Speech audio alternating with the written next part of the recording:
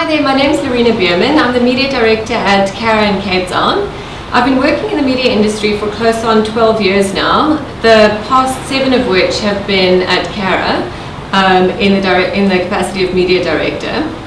The chapter we're going to go through today is target markets and segmentation.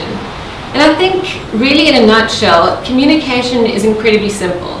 It's about who you talk to, and that's your target market. It's what you say, which is your strategy. It's how we say it, which is the creative work. And then it's where you say it, which is the media plan. And knowing who we want to talk to is absolutely vital in selecting where, how, and what we say. So getting the target market right is probably the most important thing you can do in any media or marketing campaign. And really success or failure of your campaign hinges on that, because your ultimate objective is to minimize advertising wastage.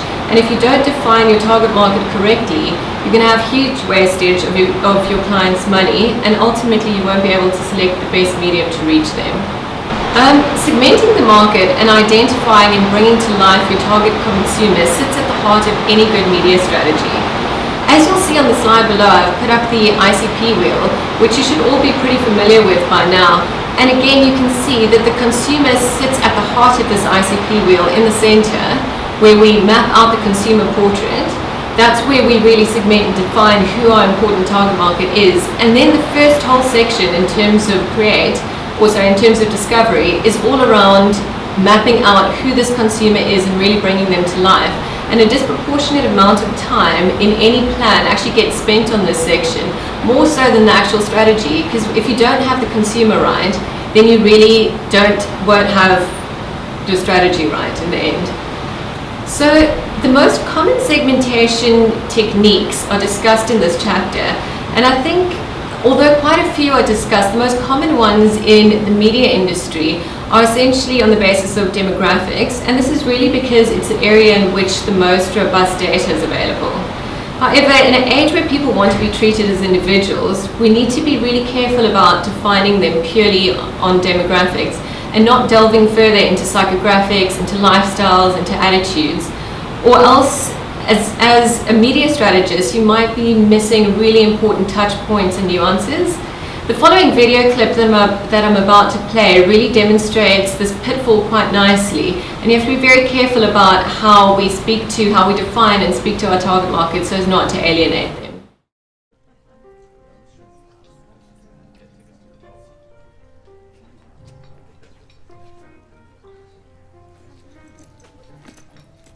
Hey there.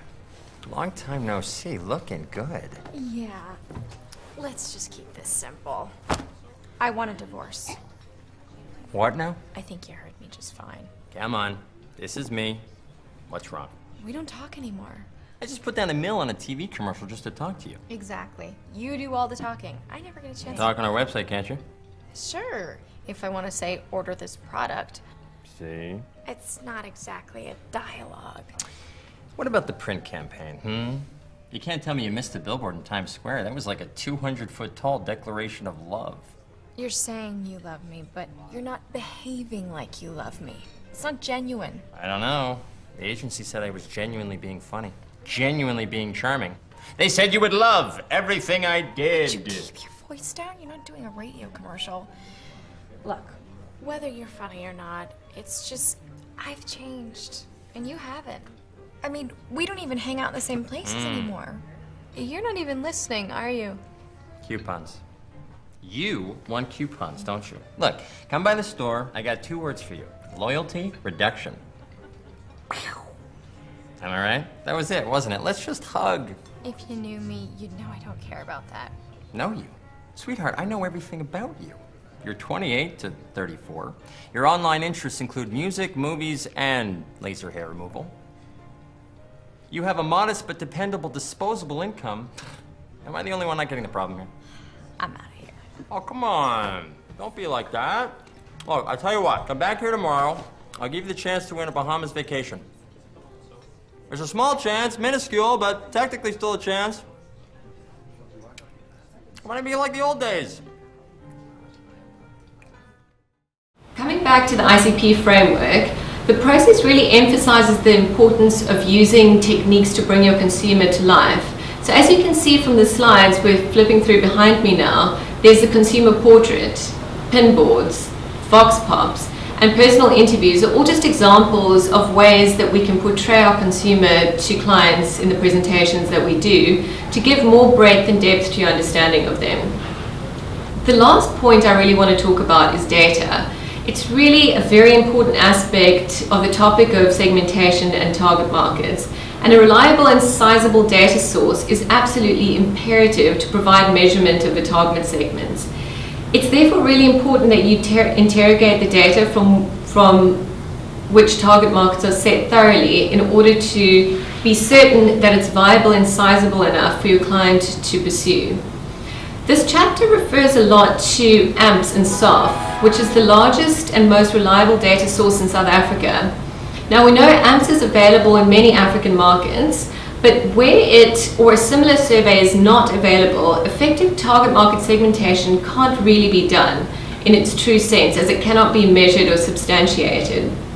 So if you do live in a market where you don't have reliable measurements in place, targeting decisions are often made on the basis of stereotypes. And although stereotypes have their root in reality, we have to be very, very careful when using them and make sure that we interrogate them further so as not to get your targeting wrong. The bottom line is that some form of reliable measurement needs to be in place to effectively deliver what this chapter deals with. So again, if you're in a market without standard reliable data, extra vigilance needs to be taken to find ways in which you can report on a market segment that is as accurately as possible. So whether it be census data, clients' own market data, data obtained through digital surveys, or anything that's available in your market to help substantiate your positioning on targeting. Thank you for joining us today on the Dentsu Aegis Training Academy. I hope what I've been able to share today has been of some value to you. I'll leave you now to go through the chapter in your own time.